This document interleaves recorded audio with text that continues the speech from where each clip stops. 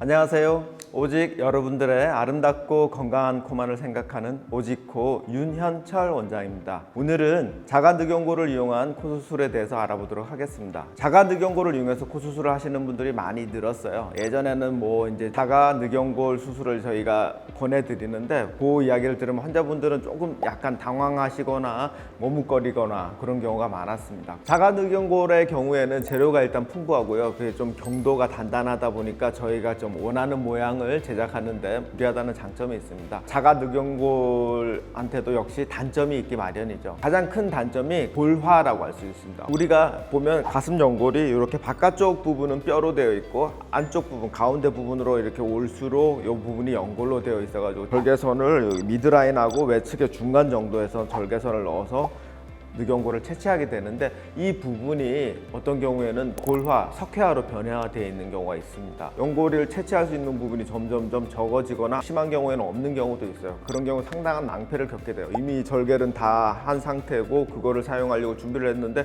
그 연골을 채취할 수 없다면 또 다른 연골을 찾아봐야 되는데 그럼 또 다른 절개선을 넣게 되고 이거는 솔직히 생각하기도 힘든 그런 상황인데요. 그렇기 때문에 저희 M+에서는 골화된 연골을 좀 이렇게 피하고 최적화된 연골을 찾는 방법을 많이 연구를 해왔어요. 일단 수술을 하시기 전에 갈비뼈 부분을 많이 만져봐요. 골화가 된 부분은 이게 아무래도 단단합니다. 이렇게 만져보시면 가운데 물렁뼈를 만지는 거랑 바깥쪽에 뼈 있는 부분을 만지는 거랑 느낌이 다르세요. 이걸 만져봤을 때 들어가는 정도, 그 정도로 해서 대략적으로 짐작을 할 수 있습니다. 연골 안쪽에 또 이렇게 심처럼 뼈가 박혀 있는 경우도 있거든요. 그런 걸 확인하기 위해서 M+에서 자체적으로 제작한 그 프루브라고 있어요. 그거로 마치 땅 속에 있는 보물을 찾는 것처럼 이렇게 하나하나 짚어가지고 이 부분이 연골로 되어 있는 건지 아니면 속에 뼈가 들어있는 건지 그런 것들을 확인해서 정확한 부분에 연골을 채취를 할 수 있으니까 절개선도 최소한으로 딱 필요한 부분에만 들어갈 수 있고 골화가 되어서 수술을 못한다든지 그런 경우는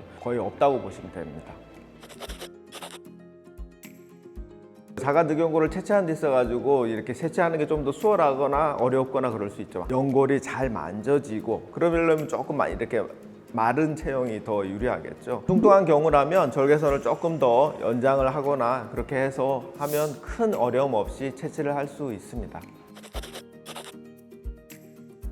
수면 마취 상태에서 연골을 채취하게 되는데 과호흡이나 수면 무호흡이나 그런 게 있는 경우에 있어 가지고는 자기도 모르게 이 가슴 부분이 움직이게 됩니다. 특히나 이 아래쪽에 있는 것들이 보통 위로 올라오는 이런 가슴 운동을 하게 되니까 연골을 채취하려고 하는 부분에 이제 조심해야 되잖아요. 바로 아래쪽에는 폐가 있고 그래서 그 조심을 해야 되는데 그 부분이 막 이렇게 움직이게 되는 경우가 있어요. 그런 경우에는 호흡 보조 장치 같은 거를 이용을 해서 충분히 호흡을 잘 편안하게 유지하게 하면 그렇게 수술하는 데 있어서 큰 문제가 되지 않습니다.